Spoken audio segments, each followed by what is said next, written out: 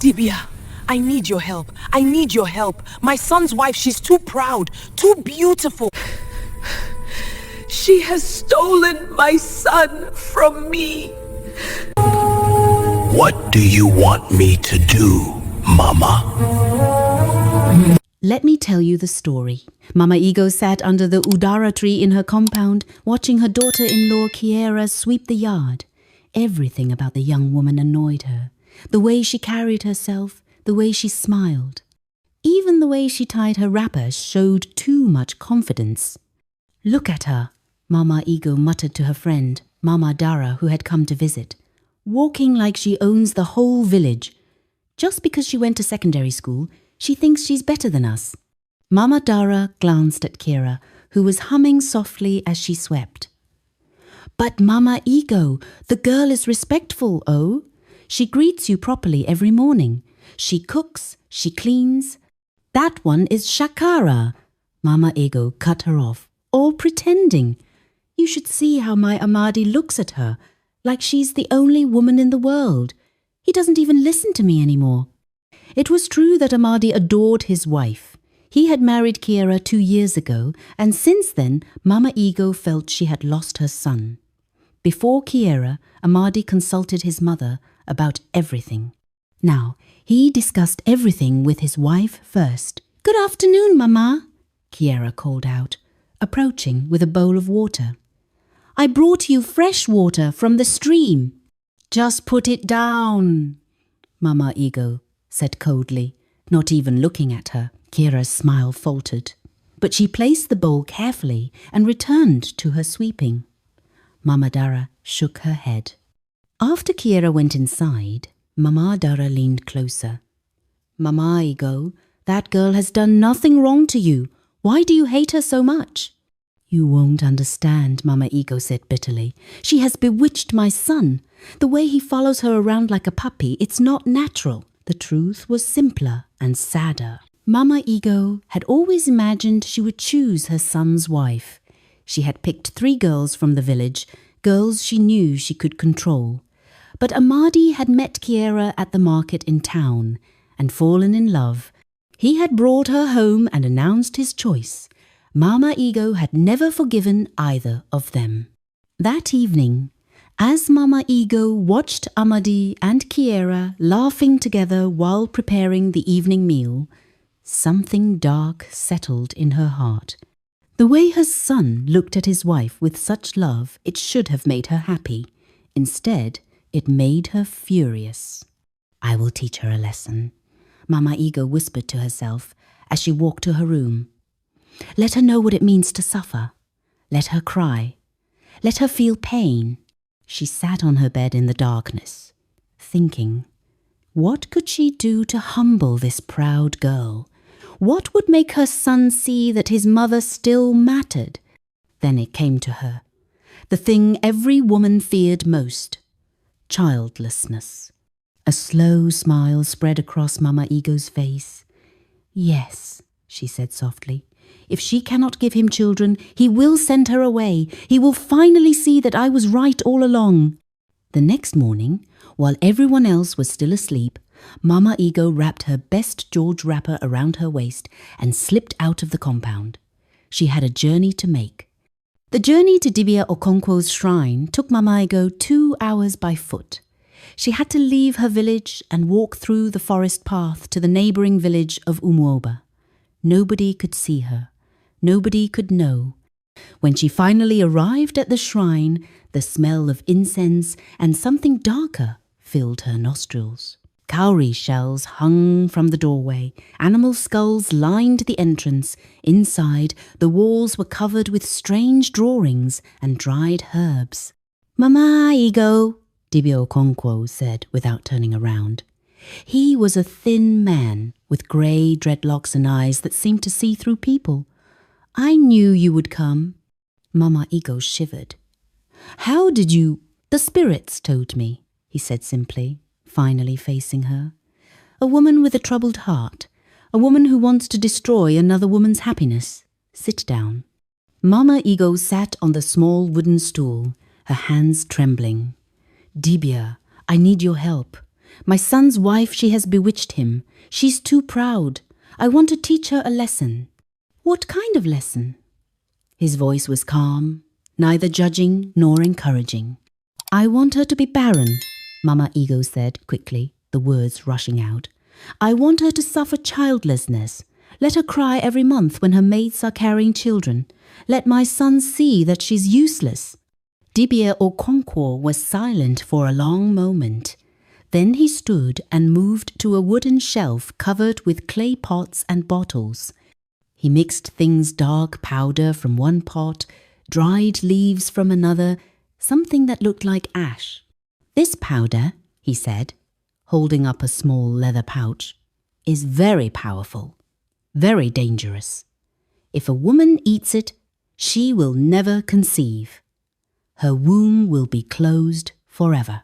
Mama Ego reached for it eagerly, but he pulled it back. "Listen carefully," he warned. "You must put this in her food when you are alone. Only a pinch, no more. And Mama Ego, this kind of medicine, it will follow you. What you do to others will come back to you threefold." Inklu, "I don't care," Mama Ego said. "Just give it to me." He handed her the pouch. 3,000 naira and one wrapper. Mama Ego removed the wrapper she had worn specifically for this her best George. She handed it over along with the money she had saved for months. Her hands closed around the small leather pouch. Inside, she could feel the powder, her revenge. "Remember my warning?" Dibia Okonkwo called as she left. "Witchcraft is like a fire. It burns the one who lights it first." But Mama Ego wasn't listening. She was already planning. Tonight. She would do it tonight. The journey back felt shorter. Her heart beat with excitement and something darker, a feeling she didn't want to name. Wickedness. When she reached her compound, she went straight to her room and hid the pouch under her mattress. She could hear Kiera in the kitchen, singing as she prepared lunch. That voice that always sounded so happy would soon be crying. "Tonight," Mama Ego whispered, touching the hidden pouch. "Tonight, everything changes." Evening came with the usual sounds of the village settling down. Children's laughter faded as mothers called them inside. Chickens returned to their coops. The sun painted the sky orange and purple. Mama Ego stood in her kitchen, her heart pounding. This was it. The moment she had been planning all day. She had prepared 2 pots of egusi soup. One pot, the normal one, sat on the left side of the fire. The other pot, the one on the right, was special. She had watched Kiera go to fetch water from the stream. She had exactly 15 minutes. With shaking hands, Mama Ego pulled out the leather pouch. She opened it and looked at the black powder inside. "Just a pinch," the Dibia had said. She took a generous pinch and dropped it into the soup on the right. The powder dissolved instantly, leaving no trace. "Perfect," she whispered, stirring the poisoned soup. It looked exactly like the other one, smelled the same too. "This one is for that proud girl. Let her eat it and no suffering." She covered the poisoned pot carefully with a lid and placed it slightly apart from the other one. In her mind, she had already planned it. When Kiera returned, she would serve the girl from this pot, only this pot. Mama Ego was just washing her hands when she heard footsteps. "Mama, Mama!" It was Amadi. He burst into the kitchen, his farming clothes covered in red dust, sweat running down his face. "Amadi, you're back early." "Mama, I'm dying of hunger," he said, heading straight for the pots. "We worked extra hard today. The sun was punishing us. I need to eat something before I collapse." "Wait, let me serve you." Mama Ego started to move. But Amadi was already lifting the lid off the pot, the covered pot, the poisoned pot. Amadi! No, not that pot. Mama Ego's scream was so loud that even the neighbors looked up. She rushed toward her son, arms outstretched, but he had already scooped a large serving into his bowl. Ma. Amadi laughed, thinking she was being stingy. You want to hide the good soup for yourself? This one is smelling so nice. I must eat it. Please, my son, use the other pot. This one is Mama Ego couldn't finish. How could she explain? But Amadi was already eating. Spoon after spoon went into his mouth. He was so hungry that he ate fast, the soup dripping down his chin. Kai, this soup is sweet-o, he exclaimed between mouthfuls. Mama, you really tried today. What did you add? It tastes different, better. Each word was a knife in Mama Ego's heart. She stood frozen, watching her son devour the entire bowl. The poison meant for his wife. The juju meant to make Kiera barren, going down her son's throat. Amadi, please, she tried one more time, but he was scraping the bottom of the bowl. Finished, he announced happily, rubbing his belly. Mama, thank you, oh. That soup has given me strength. I feel like I can go back to the farm right now. Then he left the kitchen, whistling. Mama Ego stood there, the empty bowl in her trembling hands. The world seemed to spin around her. What had she done? What had she done? She looked at the pot, the poisoned pot, that was now almost empty. Her son had eaten everything. Her legs gave way. She collapsed right there in the kitchen, the bowl clattering to the ground. 3 months passed. Mama Ego watched Kiera like a hawk, waiting for signs. Waiting for her monthly flow to come and go, with no pregnancy. But something else was happening instead. Something she hadn't expected. Amadi had changed. It started subtly. He would come home from the farm earlier than usual, looking tired. He stopped laughing as much.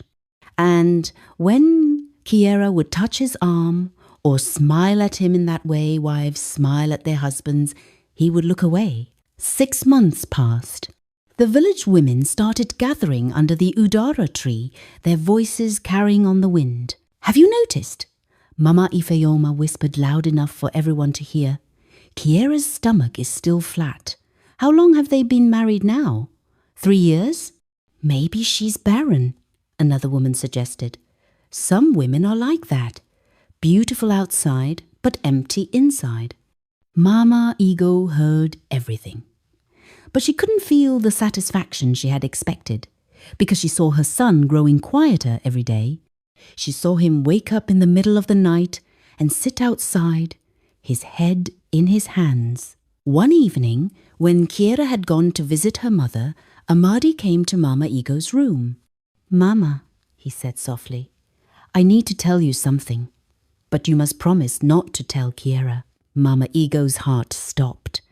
What is it, my son? I think something is wrong with me, he said, unable to meet her eyes. As a man. I went to see the herbalist in town. What did he say? Mama Ego's voice came out as a whisper. He said, something is blocking my manhood. He asked if anyone had given me something to eat or drink, some kind of juju. Amadi looked up, his eyes desperate. Mama, do you know anything about this? The words stuck in Mama Ego's throat. She opened her mouth, but nothing came out. I only eat your food and Kiera's food, Amadi continued, and Kiera would never harm me. So I thought maybe someone at the farm, or maybe I offended someone in the village. I don't know, my son, Mama Ego managed to say. 10 months after that terrible evening, Kiera suggested they go to the hospital in town, a proper hospital with doctors and machines. The results came back 2 weeks later. Mama Ego was sitting under the udara tree when she heard the wailing Amadi's voice, broken and raw. She ran to their room and found him on the floor, a piece of paper in his hands.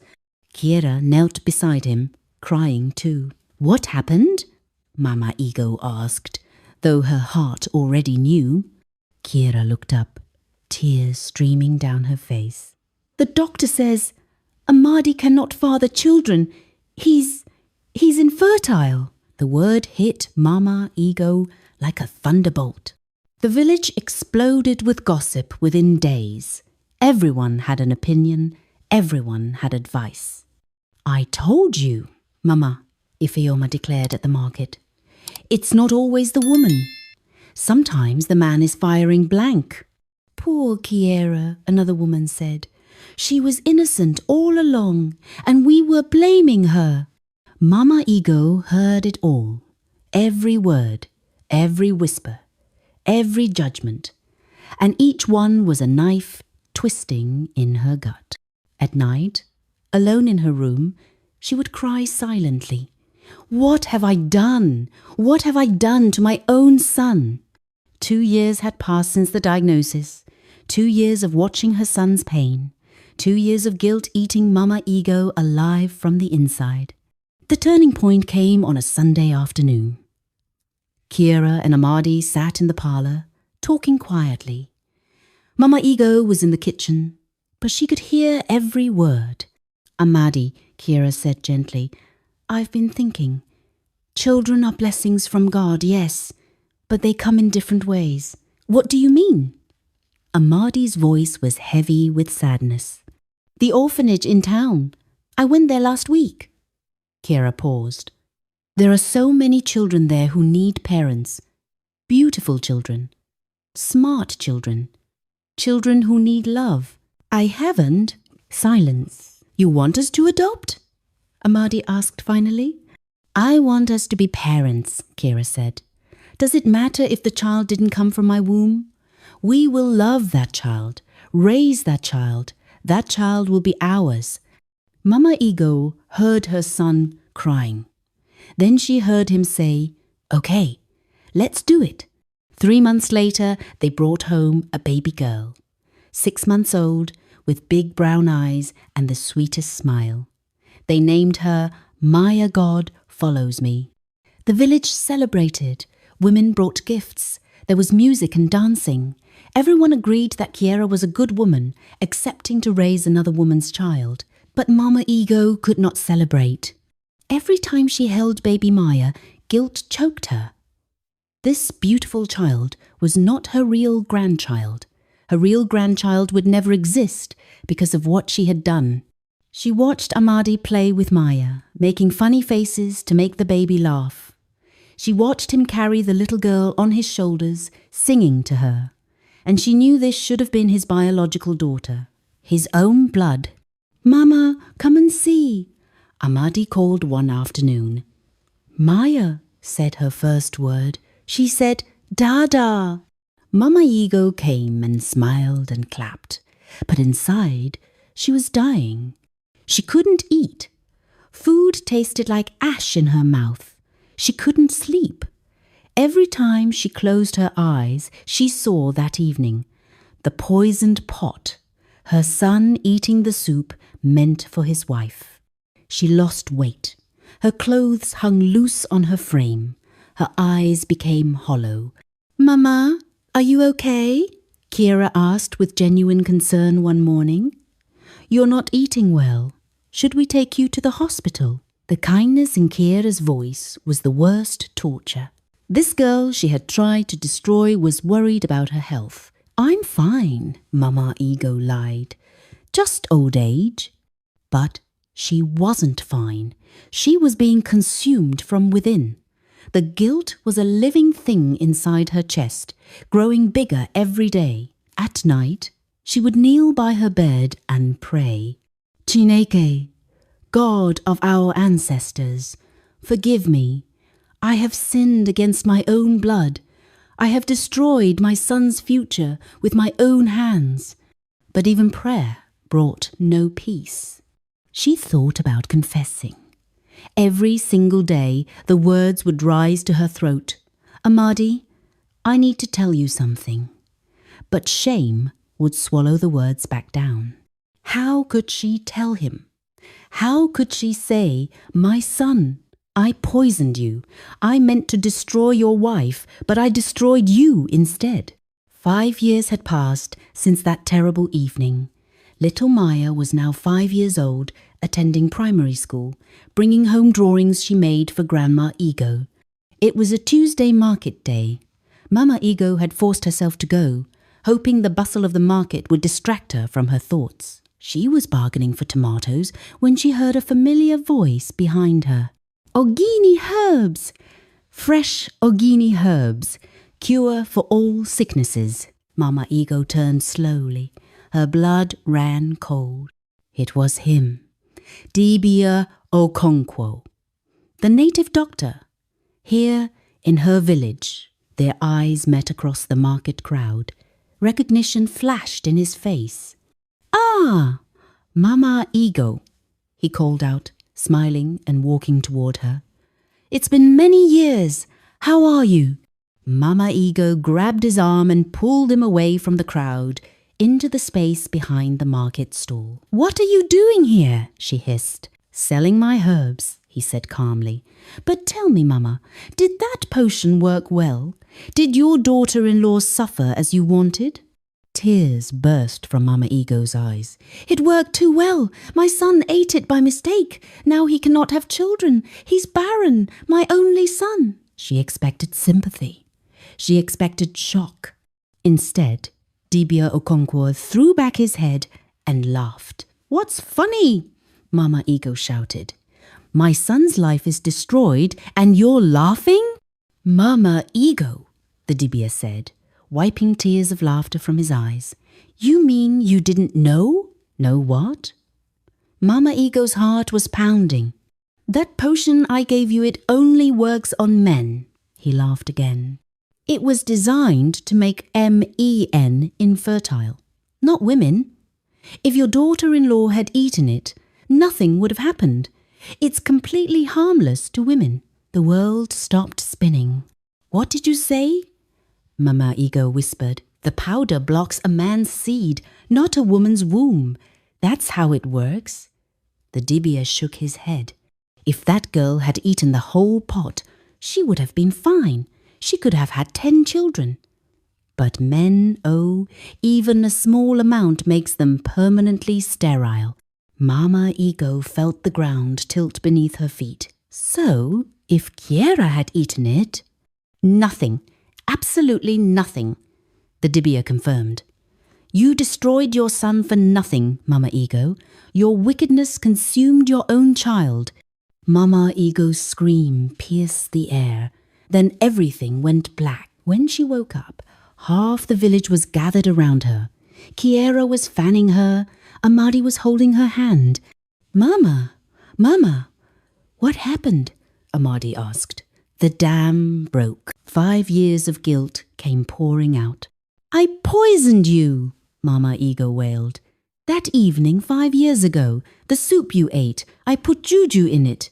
I meant it for Kiera. I wanted to make her barren, but you ate it instead.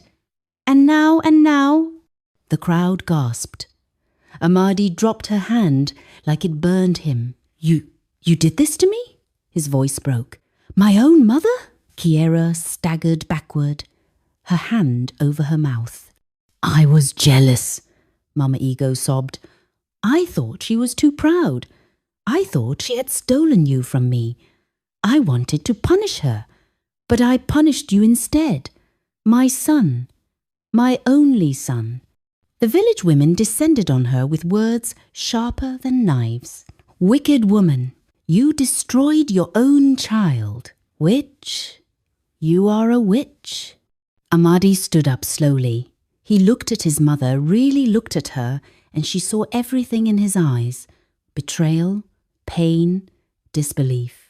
All these years, he said quietly, I suffered, Kiera suffered. We cried, we prayed, and you knew what you had done. I'm sorry. I'm so sorry. Mama Ego crawled toward him on her knees. It was Kiera who finally spoke. Mama Ego, she said, her voice steady despite her tears. I tried to love you. I tried to respect you. I did everything to please you. And this is what you wanted for me? Mama Ego had no answer. The village elders were called. Mama Ego was shamed publicly, but in the end, it was Amadi who made the final decision. I forgive you, Mama, he said after many days. Not because you deserve it, but because bitterness will not give me my future back. But things will never be the same between us. Today, Maya is 10 years old. She calls Mama Igbo Grandma, but Mama Igbo can barely look at her without crying. The village learned a lesson that day. The witch who digs a pit for others will be the first to fall into it. Mama Igbo wanted to destroy her daughter-in-law's happiness, but destroyed her own son's future instead. The poison you prepare for another will be the poison you drink yourself. Asterisk, asterisk, moral. Asterisk, asterisk. Witchcraft and wickedness will consume you before it touches your target. The pit you dig for others is the pit you will fall into. What you sow with evil intentions, you will reap with bitter tears.